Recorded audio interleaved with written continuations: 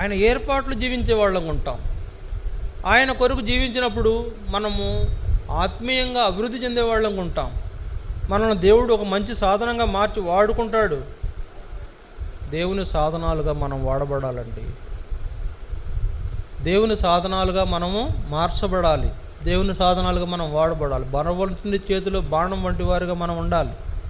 బలవంతుడు ఎవరు? మన దేవుడే కదా. మన దేవుని చేతిలో మనం బాణం వంటి వారుగా ఉండాలి.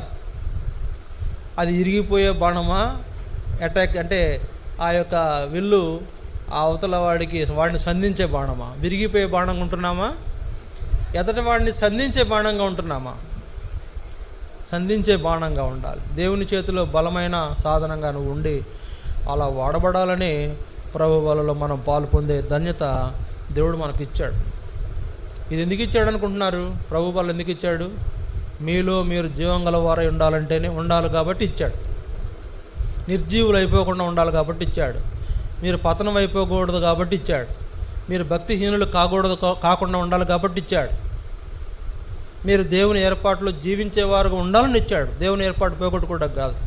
కాబట్టి దీన్ని ఈ ఫ్రీగా ఇచ్చిన దాన్ని కూడా మనం పొందలేకపోతే ఎంత భక్తి శ్రద్ధలతో పాలు పొందాలా, ఎంత వినయంతో విధేయతతో పాలు పొందాలా? అయ్యా, ఇంత నాకు అనిపిస్తుంది, ఆయన కొరకు మన కొరకు ఆయన ఎంతో చేశాడు.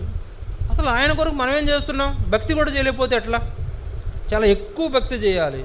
అసలు మన జీవితం అంతా ఆయన దారపోచినా మనం ఆయన రుణం తీర్చుకోలేం. అటువంటి ఎక్కువగా ఆయన కొరకు భక్తి చేయవలసిన మనం ఏదో మిడిమిడి భక్తి చేస్తూ పై భక్తి చేస్తూ జీవిస్తే ఆ యోధుల్లాగానే మనం ఉంటాం.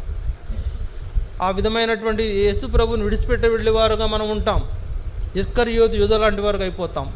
మనకు ఫలితంగా నష్టమే కానీ మేలైతే లేదు. అందువల్ల ప్రియులారా, బలలో పాలు పొందినప్పుడు కలిగే ఈ ప్రయోజనాలు మనం పొందాలంటే ఎల్లప్పుడూ బల్లకు లింకులో ఉండాలి.